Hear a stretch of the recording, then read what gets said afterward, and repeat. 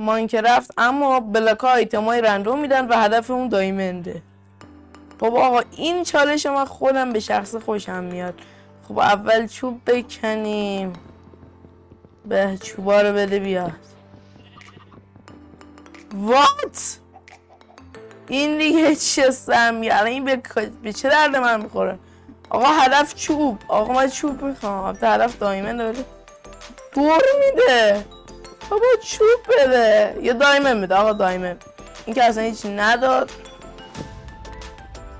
بیخیال. استون موسیقابل استون. آقا تو روی خدا یه دونه دایمن بده.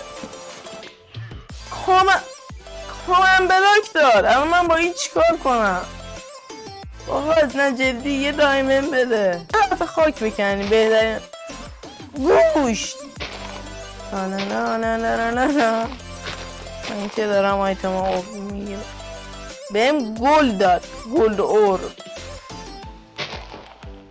آقا دراگون اگو من چه درد من میخوره؟ خدایش به چه درد من میخوره؟ این چیه میده این؟ بیایید اصلا اینا هم بخوام چه کاریه؟ آو بچه قورباغه برو تو آب. گم شو تو آب.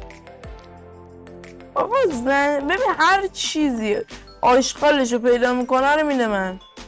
یه مثلا میگرد این آشغال آقا بریم بریم بلی اسمارت خیلی خوب آشغاله به دردش حاجی اندرچس جدی این به درد بخوره. این یه دونه شاید به درد بخوره. باورم نمیشه الان تو 5 دقیقه سوروایور میتونستم اندرچس به دست بیارم. قدیم با چیت میتونستم. تیپ منو ببین شبیه چی شدم.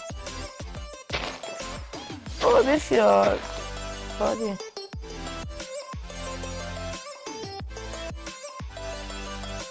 آقا خدایش بیخیال. شب شو من دایمن پیدا نکردم.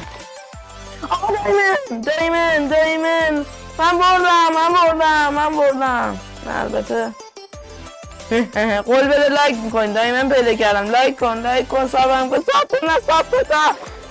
ساب نکنی یا من میدونم با تو ساب نکنی من خودم میام بالا.